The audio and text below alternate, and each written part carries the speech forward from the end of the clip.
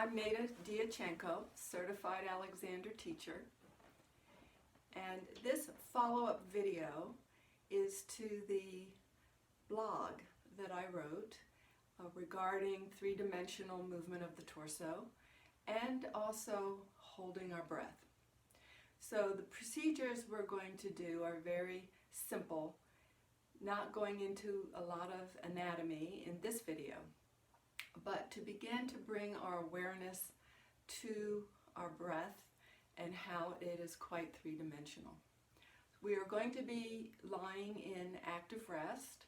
We're semi-supine, and that's a tool that we use in the Alexander technique quite a bit. We will be lying down, but you can do these procedures sitting. Lying down gives us the opportunity to have a longer, more extended spine, to also be able to get a sense of more wholeness of all our parts working together, and it also helps with coordinated breathing. So you can use a yoga mat or just lie down on your floor or carpet, needing books to support your head. So when you have your head supported by the books, it helps to bring the head into a better balance with the rest of the torso. If our heads tend to pull back this way, we get a lot of compression in the neck, we get a distortion of the easy balance of the head. So we want to find length. One guideline can be that your face is parallel with the ceiling. Place your hands, one on your chest and one on your abdomen. And just begin your breathing. We're breathing all the time. It's something we take for granted. But bring a little bit of your awareness to your breath now, noticing what's moving and maybe what isn't moving. What we want to do is be detectives and discover, are there any places or times when we hold our breath? We all hold our breath at some time.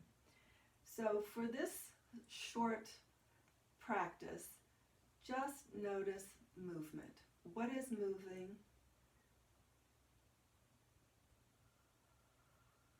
Trying your best not to try, to simply allow the breath to come in.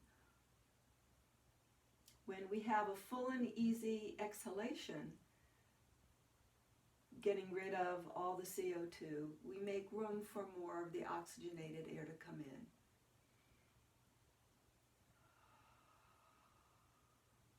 Let's place both hands at our collarbones, at our upper ribs. And this is to give you the information that your lungs come up this high, that our movement is expansive on our inhalations, and that movement is occurring throughout the whole torso. So this upper part of our torso, noticing how there can be expansion to the front, to the sides, to the back. We're thinking very, very fully through the entire torso.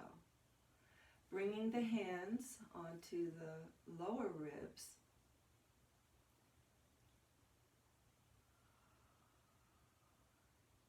And once again, the movement is ongoing, and we are getting a change of shape of our torso as the air moves in and as it moves out.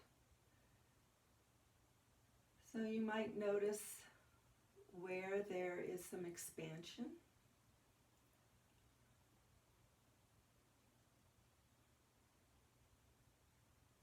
Thinking of the torso as a big breathing sac. Just so we all understand in the same way, torso we're going to think of is starting up here between your ears and back behind your nose where the top of the spine connects with your skull, all the way down to the sit bones, all the way to the pelvic floor. The entire length of your torso is responding to the air coming in and the air going out.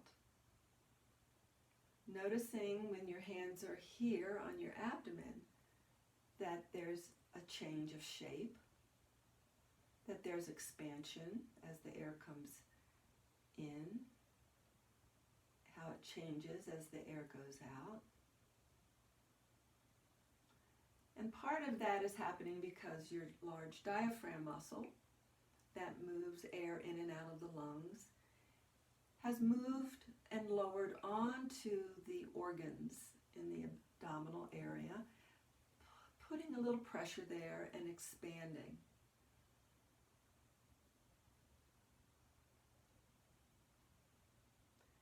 Now let's place our hands sort of like this in a V underneath our pelvis, and our sacrum are resting on the hands. So we're wanting to appreciate that air is filling our lungs and emptying, and is moving up and down, side to side, front to back.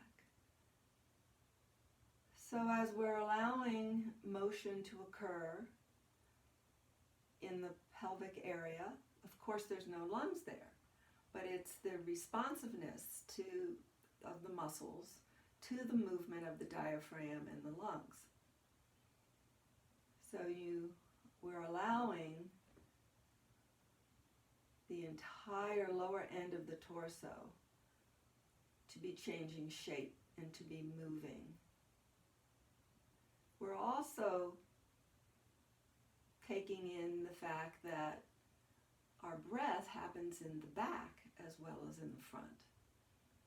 So let's take our hands away, rest there a moment and see what you notice.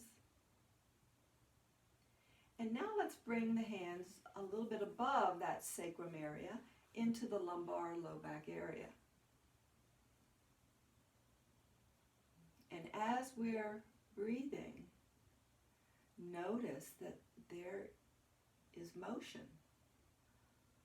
or there's the potential for motion in the low back area. For those of us who get back pain, this is very critical, that we allow movement to be occurring in the back. Slide the hands up a little further. And this is up to you in your own body. If your shoulders don't feel comfortable here, you can modulate this, change this, but just slip the fingers under if you can, just a little.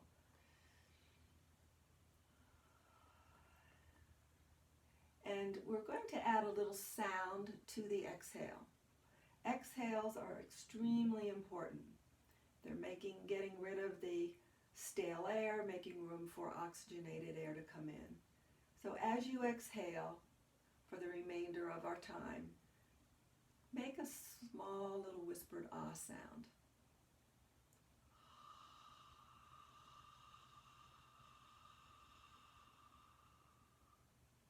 When that's completed, you just let the next breath come in through the nostrils. So we're exploring this three-dimensionality, almost like our whole torso is a large balloon expanding in all directions, allowing this motion through the ribs. So your hands could be placed in the lower ribs, middle ribs, upper ribs, and another option would be to come onto your side.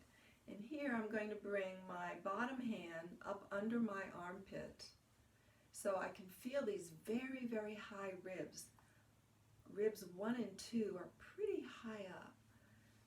So as I allow air to come into the entire torso, I can begin to sense what's happening in terms of movement and shape through the sides.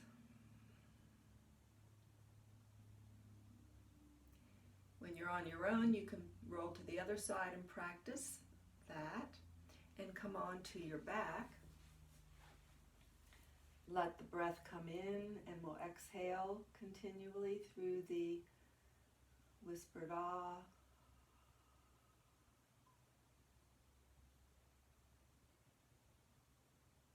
Noticing if there's any change.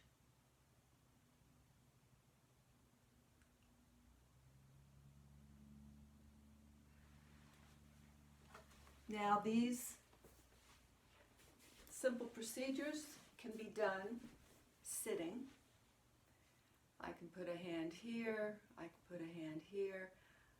The advantage of lying down we've talked about, but you may not always be able to do that. So bringing this awareness to your 3D breathing can be done this way.